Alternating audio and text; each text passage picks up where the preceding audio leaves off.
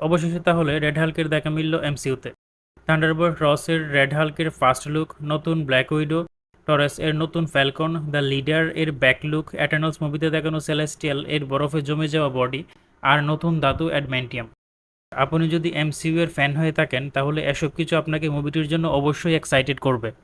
Marble studios এর নতুন movie captain America brave new world এর টিজার প্রকাশ পেয়েছে, যেখানে স্যাম উইলসন এবার পুরোপুরি ক্যাপ্টেন আমেরিকা হয়ে আসছে। আসলে তাকে আগেই ক্যাপ্টেন আমেরিকা রূপে দেখা গিয়েছিল Falcon and the winter soldier সিরিজে। এখন অডিয়েন্স তাকে কতটুকু ক্যাপ্টেন আমেরিকা হিসেবে গ্রহণ করে এটাই দেখার বিষয়। মার্বেল বর্তমানে যেরকম বেহাল দশা নিয়ে চলছে, এখন আগের মতো সুপার হিরোদের নিয়ে সেরকম আবেগ তৈরি হয় না, কেননা অ্যাভেঞ্জার্স এন্ড গেমের পরে মার্বেলের জীবনে যেন বাটার কাল এসে পড়েছে। তবুও মাঝখানে Shang Chi, Spider Man no way home, Loki season 1 and 2, moon knight এর মতো প্রজেক্টগুলো ভালোই মঞ্জুরি করেছে সুপার হিরো ফ্যানদের। রিসেন্টলি ক্যাপ্টেন আমেরিকা 4 এর টিজার প্রকাশ পেয়েছে, যা সত্যিই অসাধারণ লেগেছে। দেখে মনে হচ্ছে পুরনো মার্বেলকে আবার ফিরে পেলাম। তাহলে চলুন টিজারটির বিষয়ে বিস্তারিত আলোচনা করা যাক।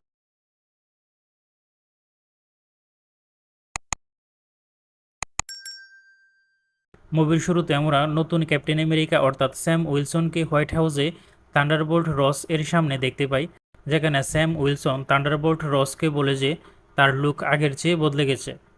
এখানে বলে রাখা ভালো যে আমরা যারা মার্বেল ফ্যান্স আছি তারা জানি যে আগে থান্ডারবোল্ট রস এর চরিত্রে অভিনয় করেছেন উইলিয়াম হার্ট, যাকে আমরা the incredible Hulk, Captain America civil war, Avengers infinity war এবং সর্বশেষ ব্ল্যাক উইডো মুভিতে দেখেছিলাম। কিন্তু এরপর তিনি 2022 সালে মৃত্যুবরণ করেন, আর তার পরিবর্তে এখন হ্যারিসন ফোর্ডকে থান্ডারবোল্ট রস এর চরিত্রে কাস্ট করা হয়েছে। টিজারের মধ্যে দেখতে পাওয়া যায় যে থান্ডারবোল্ট রস এখন প্রেসিডেন্ট হিসাবে আছেন। যারা জানেন না তাদেরকে বলি যে সিক্রেট ইনভেশন সিরিজে আমেরিকার প্রেসিডেন্ট ছিল রিডসন, যিনি কিনা সমস্ত স্ক্রালদের সাথে সাধারণ মানুষকেও মারতে শুরু করে। এর ফলে আমরা ইলেকশনে থান্ডারবোল্ট রসকে নতুন প্রেসিডেন্ট হিসেবে দেখতে পাই।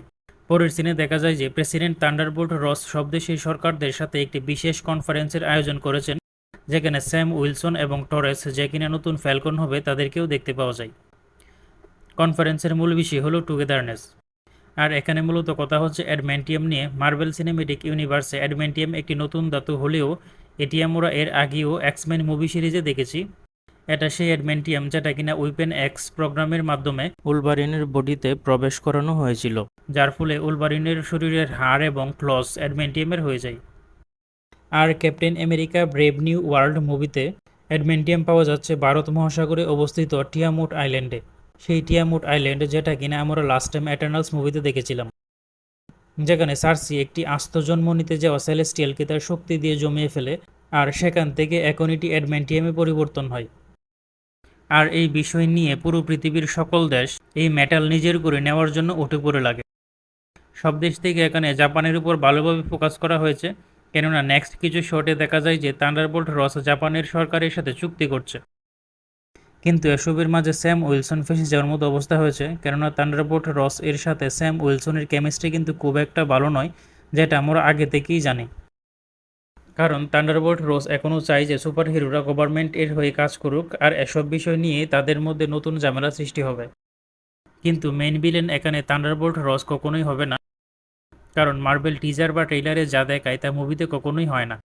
টিজারের কিছু শটে দ্য লিডার এর মেনশন পাওয়া যায়, যাকে আমরা লাস্ট দ্য ইনক্রেডিবল হাল্ক মুভিতে দেখেছিলাম। ওই শট দেখে বোঝা যায় যে এই সমস্ত ঝামেলার পিছনে তারও হাত আছে। দ্য ইনক্রেডিবল হাল্ক মুভিতে দেখেছিলাম যে ব্রুস ব্যানার এর এক ফোঁটা রক্ত যখন স্যামুয়েল ট্রান্স বা মিস্টার ব্লু এর মাথার ক্ষততে এসে পড়ে, তখন তার শরীরও হালকে রূপ নিতে শুরু করে। তবে আমরা কমিক বুকে যদি খুঁজে দেখি তাহলে দেখতে পাবো যে ব্রুস ব্যানার অ্যাবোমিনেশন বা শি হাল্ক শারীরিক শক্তি লাভ করলেও স্যামুয়েল ট্রান্স শারীরিক শক্তির চেয়ে বেশি মানসিক শক্তি লাভ করে। তার ব্রেন এতটাই পাওয়ারফুল হয়ে যায় যে সে টেলিকোনোসিস পর্যন্ত করতে পারে। আর একটি শটে তাকে হোয়াইট হাউসের ছবি তুলতে দেখা যায়। এখানে আমরা এজাজলকে দেখতে পাই। এজাজল হচ্ছে সেই যাকে আমরা last Falcon and the winter soldier সিরিজে দেখেছিলাম। সেও বাকি বার্নসের মতো একজন উইন্টার সোলজার ছিল। তাকে এখানে প্রেসিডেন্টের উপর আক্রমণ করতে দেখা যায়। স্বাভাবিকভাবে এখানে প্রেসিডেন্টের উপর আক্রমণ করাটা বোকামি ছাড়া কিছুই না। হতে পারে যে সে নিজের ইচ্ছাই করছে না, হয়তো টেলিকোনোসিসের মাধ্যমে দ্য লিডার তাকে দিয়ে করাচ্ছে, বা সিক্রেট কোড ওয়ার্ড বলে তাকে বশ করা হয়েছে, কারণ আমরা জানি যে উইন্টার সোলজারদের এক ধরনের বই পড়ে বা কোডওয়ার্ড বলেই তাদের বশ করা হয়, যেমন বাকি এর ক্ষেত্রে দেখা গিয়েছিল। তারপর গিয়ানকার্লো এক্সপাসিটোকে আমরা দেখতে পাই, যেখানে তার যতগুলো শট দেখানো হয়েছে শুধু তাকে বন্দুক হাতে অ্যাকশন করতে দেখা গেছে, তবে সে কোন চরিত্রে আছে সেটা এখনও ক্লিয়ার করা হয়নি। এছাড়াও শেবরা নামের একটি নতুন চরিত্রের সাথে পরিচিত হই, যে কমিক্সে মিউটেন্ট ছিল কিন্তু মুভিতে তাকে একজন ব্ল্যাক উইডো হিসেবে দেখানো হয়েছে। এরপরের একটি সিনে দেখা যায় যে একজন মৃত ব্যক্তিকে সম্মান দেওয়া হচ্ছে, আর জায়গাটি খুব সম্ভবত জাপান, কেননা চারদিকে চেরি ব্লমস গাছ ছিল, যেটা একমাত্র জাপানেই পাওয়া যায়। তবে এখানে সম্ভবত থান্ডারবোল্ট রস এর মৃতদেহকে সম্মান দেওয়া হচ্ছে, কেননা এখানে তার মেয়ে বেটি রসকেও লক্ষ্য করা যাচ্ছে। কিন্তু এত তাড়াতাড়ি তো সব কিছু আর শেষ হবে না। এমন হতে পারে যে থান্ডারবোল্ট রস আগেই সুপার সোলজার সিরাম এর সাথে হাল্কের রক্ত দ্য লিডার এর মাধ্যমে আগেই নিজের শরীরে ইনজেক্ট করেছিল, আর তার প্রভাব এখন দেখা দিয়েছে। মানে থান্ডারবোল্ট রসকে দাপন করার পর তার বডিতে সিরাম কাজ করছে, কেননা সেই একই জায়গায় সবকিছু ভাঙচুর অবস্থায় দেখা যাচ্ছে, যা রেড হাল্ক রূপী থান্ডারবোল্ট রস করছে। ক্যাপ্টেন আমেরিকা তাকে বাধা দিতে যাওয়ায় সে ক্যাপ্টেন আমেরিকা এর শিল্ডকে এক কাছেই মাটিতে পুঁতে দেয়। এখন এখানে প্রশ্ন হচ্ছে যে এখানে হাল্ক রিলেটেড অনেক ক্যারেক্টারই আছে, তাহলে কি আমরা ব্রুস ব্যানার এর হাল্কে দেখতে পাবো? উত্তর হচ্ছে থাকতেও পারে, কেননা এই মুভির শুটিং চলাকালীন সময় মার্ক রাফেলো জানিয়েছেন যে তিনি এই মুভির সাথে আছেন, কিন্তু পরবর্তীতে যদিও তিনি আবার বলেন যে তিনি এটি ভুল করে বলেছেন। মার্বেলে যারা অভিনয় করেন তারা যে একটু আকটু নাটক করেন সেটা খুব ভালোভাবে আমাদের জানা, কারণ এর আগে স্পাইডারম্যান নো ওয়ে হোম এর সময় অ্যান্ড্রু গারফিল্ড বলেছিলেন যে তার ওই মুভির সাথে কোনো সম্পর্ক নেই।